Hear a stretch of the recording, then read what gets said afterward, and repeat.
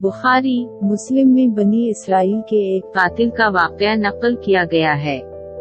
हुजूर अकरम सल्लल्लाहु अलैहि वसल्लम ने अल्लाह के यहाँ तौबा की कबूलियत से मुताल्लिक़ सहाबा किराम के सामने बनी इसराइल के एक कातिल का निहायत खूबसूरत और ईमान अफरोज वाक़या बयान फरमाया कि बनी इसराइल में एक शख्स चोरी, डकैती और कत्ल में बहुत मशहूर था और निहायत मामूली सी बात पर कत्ल कर देता था। होते होते इसके हाथ से 99 अफराद का कत्ल हो चुका। उसके बाद उसके दिल में एहसास पैदा हुआ कि मुझे भी तो अल्लाह के यहाँ जाना है। चुनांचे ये फिक्र बढ़ता रहा और लोगों से मालूमात करते हुए सरगर्दा फिरने लगा कि क्या मेरी तौबा कबूल हो सकती है या नहीं। किसी आलम शख्स से मुलाकात की फिक्र हुई कि मालूम किया जाए कि ऐसे शख्स की तौबा कबूल हो सकती है या नहीं। उसी हवाले से लोगों ने एक आबिद शख्स के पास जाने का मशवरा दिया। उस शख्स ने इसके पास जाकर मसला मालूम किया, क्या मेरी तौबा कबूल हो सकती है और क्या मेरी मग़फ़िरत हो सकती है जबकि मैंने 99 इंसानों की जान मारी है। तो इस आबिद शख्स को इस मसले के बारे में ज्यादा मालूम नहीं था, तो उसने अपनी अक्ल से क़यास आराई की कि जो आदमी 99 इंसानों की जान मार सकता है, इसको मग़फ़िरत कहाँ से होगी।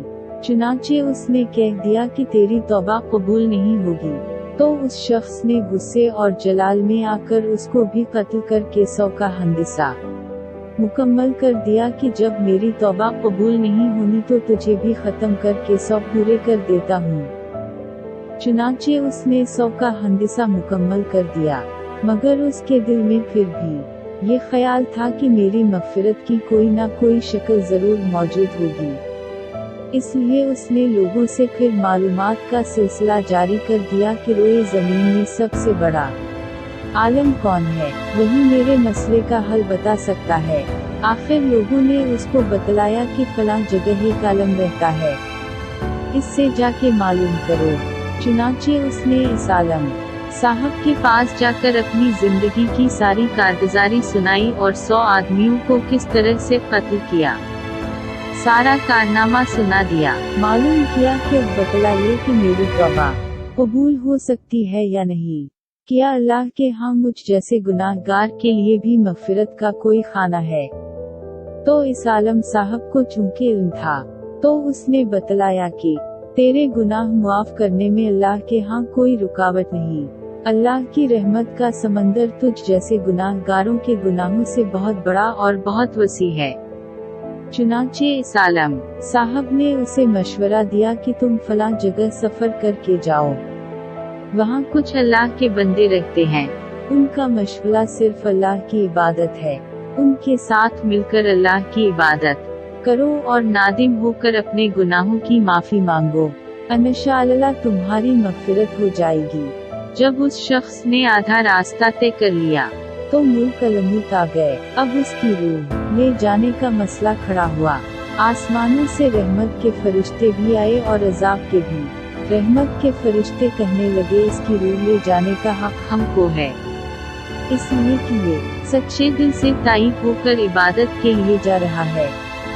अजाब के फरिश्ते कहने लगे कि इसकी रूह ले जाने का हक हमको है, इसीलिए कि उस शख्स ने कभी कोई नेकी का काम ही नहीं किया। उसी दौरान आसमानों से एक फरिश्ता आया।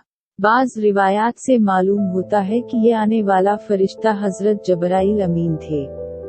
चुनांचे इस फरिश्ते ने तशरीफ ला कर उन दोनों तरह के फरिश्तों के दरमियान ये फैसला किया कि दोनों तरफ की मुसाफत नाप करके देख लो, जहाँ से आ रहा है इसकी मुसाफत करीब है या जहाँ जा रहा है वहाँ की मुसाफत, लिहाजा जहाँ की मुसाफत करीब हो उस शख्स को वहाँ वालों में शुमार कर दिया जाए। चुनांचे दोनों तरफ की जमीन नाप कर देखी गई, तो जहाँ जा रहा था वहाँ की मुसाफत जहाँ से आ रहा था इसके मुकाबले में सिर्फ एक बालिशत करीब है। चुनांचे फैसला हुआ कि मकामी मसीहत से मकाम इबादत सिर्फ एक बालिशत करीब है, इसीलिए रहमत के फरिश्तों को इसको ले जाने का हक हासिल हुआ। चुनांचे अल्लाह ताला की तरफ से इसकी मग़फ़िरत का ऐलान हो गया। ایک روایت میں آتا ہے کہ قتادہ رضی اللہ تعالیٰ عنہ فرماتے ہیں کہ حسن رضی اللہ تعالیٰ عنہ نے فرمایا کہ ہم سے یہ ذکر کیا گیا ہے کہ اس شخص کے پاس جب ملک الموت آیا تو وہ شخص سینے کے بل اس سرزمین کی طرف گھسیٹتا چلا گیا۔ انسان جب بھی سچے دل کے ساتھ توبہ کرے گا تو اللہ تعالیٰ ضرور قبول فرمائے گا۔ انشاءاللہ یہ واقعہ خصوصاً ان حضرات کے لیے حوصلہ افزائی اور معاونت کا سبب ہے جو کہ بڑے بڑے گناہ کر کے اب مایوسی کی زندگی گزار رہے ہیں، کیونکہ شیطان انہیں مایوس کرتا ہے۔